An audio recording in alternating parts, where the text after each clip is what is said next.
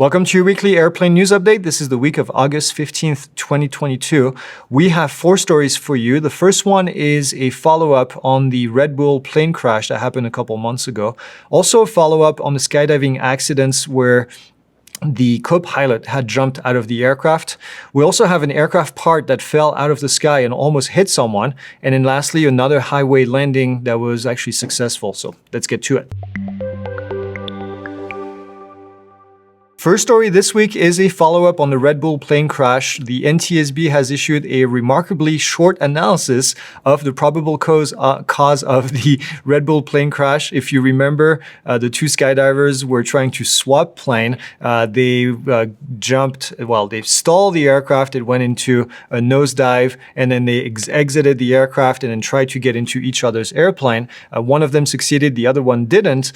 And I could have probably told you what happened. They stalled the airplane and went into a spin, and then nobody was at the control and it crashed. And that's pretty much what the NTSB said. I hope they didn't spend too many hours with this, but they said the unoccupied airplane exceedance of the critical angle of attack, hence a stall, which resulted into a stall, subsequent inverted spin, and an impact with the terrain. So thank you. This was this gave me a chuckle, so I figured I would tell you guys.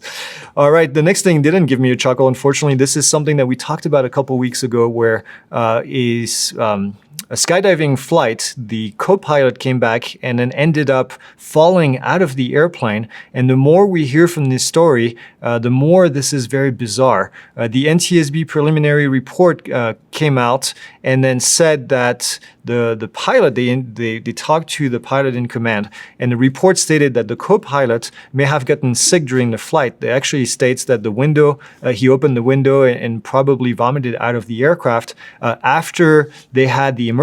That this is before anything happened. And then he was visibly upset, lowered the rear ramp door, apologized, and then apparently jumped out of that rear ramp of the aircraft, which is very, very bizarre. Like I said, the pilot in command said that this person removed the headset, apologized, and then departed the aircraft without a parachute, obviously. They were found in somebody's backyard, unfortunately, after falling, I think, 3,000 feet. So I don't know if we're ever going to hear the final of exactly what happened, other than these facts that were provided by the pilot. But I think this is a very bizarre and very sad story in this case. Another thing that happened is aircraft parts this week were found falling from the sky. According to the Department of Public Safety in Maine, a 6 to 7 pound metal sleeve-like object landed near a Capitol Police officer. No one was injured, but multiple people saw it happen. The FAA believes that the part came out of a wing flap of a large passenger jet. All the aircraft in the vicinity were notified, but everybody landed safely, so hard to figure out exactly where that part came from, other than if it had obviously a serial number that could be tracked, but I don't think that was the case. So interesting. I guess look up the sky and make sure you don't get hit by something. Another highway, the next story is another highway landing that happened where 5 people were lucky enough to get out unscathed. There were 2 people on board of a Piper PA-32, landed in California on Route 91.